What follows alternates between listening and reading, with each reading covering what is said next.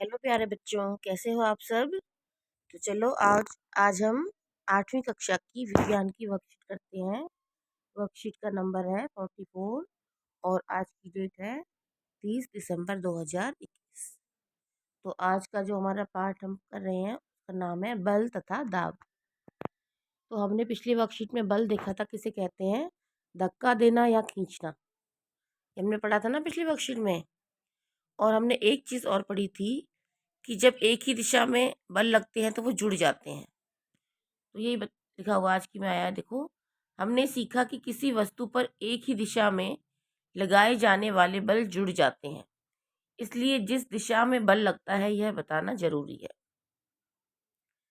तो बल की दिशा होती है और जब एक ही दिशा में बल लगाए जाते हैं तो वो बल जुड़ जाते हैं, इसलिए दिशा बतानी जरूरी है।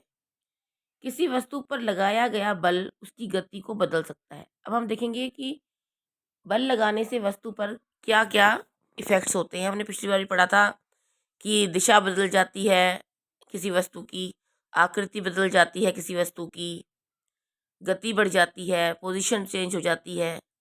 तो देखो, यदि बल गति की दिशा में है तो वस्तु की गति बढ़ जाती है। कोई चीज़ है, चल रही है और उसी दिशा में हम बल लगा रहे हैं तो उसकी क्या होगा, गति बढ़ जाएगी, स्पीड बढ़ जाएगी। यदि बल गति की दिशा के विपरीत दिशा में है तो वस्तु की गति में कमी आ जाएगी। अगर अपोजिट साइड से फोर्स लग रहा है तो उसकी स्पीड कम हो जाएगी।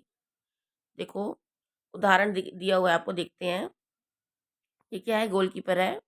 उदाहरण के लिए एक गोलकीपर गोल बचाने के लिए गेंद की तरफ कूदता है या उछलता है। तो ये गोलकीपर है, गेंद की तरफ उछल रहा है, ये गेंद है।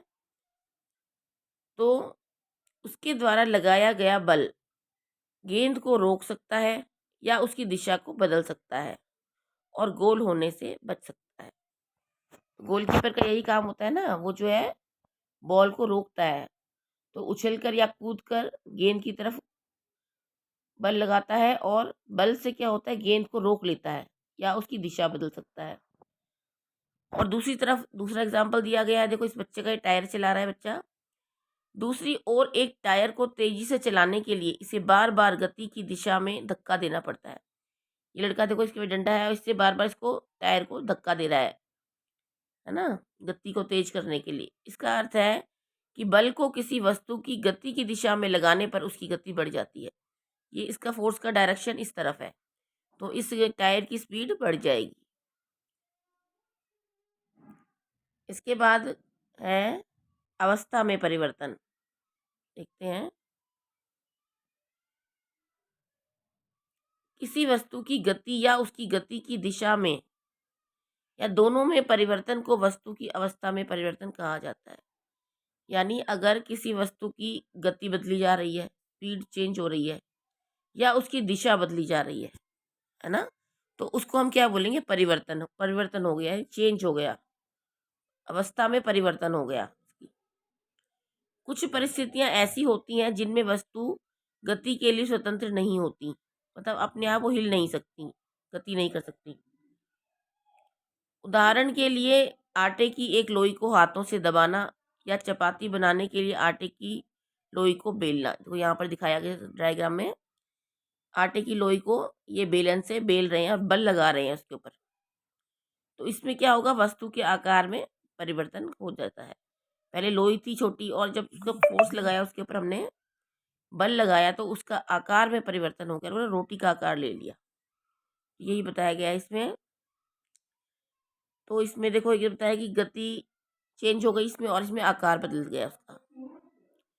तो अब उदाहरण दिए गए हैं, वो एग्जाम वो दिए गए हैं आपको क्वेश्चन आंसर।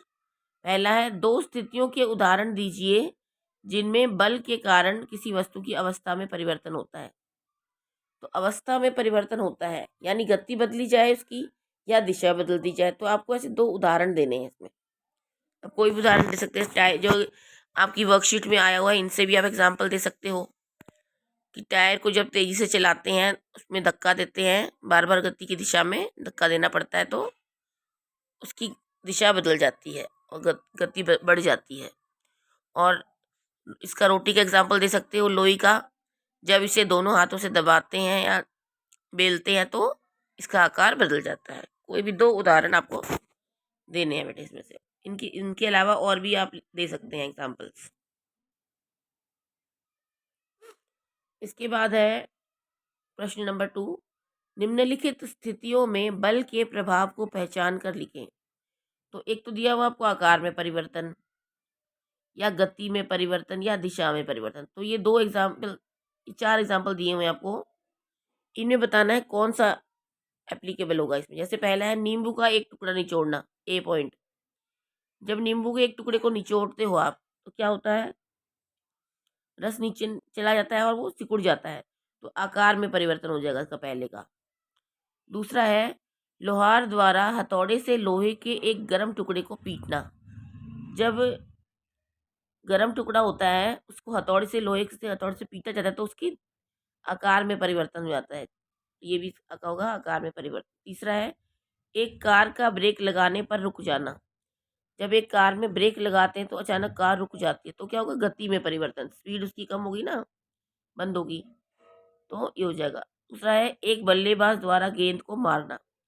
जब बल्लेबाज गेंद को मारता है बैट से तो दिशा में परिवर्तन हो जाता है, ये आएगा इसमें। तीसरा प्रश्न है अपने आसपास से ऐसे उदाहरण दीजिए जिसमें बल गति की दिशा और अवस्था बदल लेता है। मतलब अपने आसपास से आपको एग्जाम्पल देने हैं जिसमें बल गति की दिशा बदली जा रही हो, जिसमें और अवस्था भी बदली जा रही हो, आकार भी बदल सकता है। तो आप कुछ भी एग्जाम्पल इसमें दे सकते हैं जिसमें दिशा बदल रही हो, है ना। दिशा में बदलने में क्या होगा, एग्जाम्पल दे सकते हैं आप। अवस्था कैसे बदली जा रही है, एक तो रोटी के एग्जाम्पल हो गए, ऐसे पिचक गई वो, या आप कोई और एग्जाम्पल भी इसमें दे सकते हैं।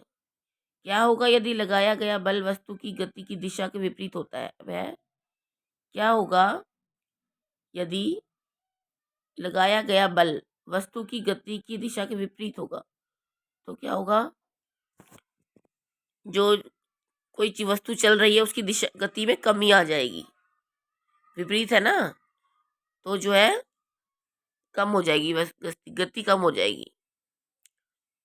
तो ये आपकी वर्कशीट थी बेटा आज की। ये आप करेंगे कंप्लीट अपनी वर्कशीट को और समझेंगे इसको। Thank you.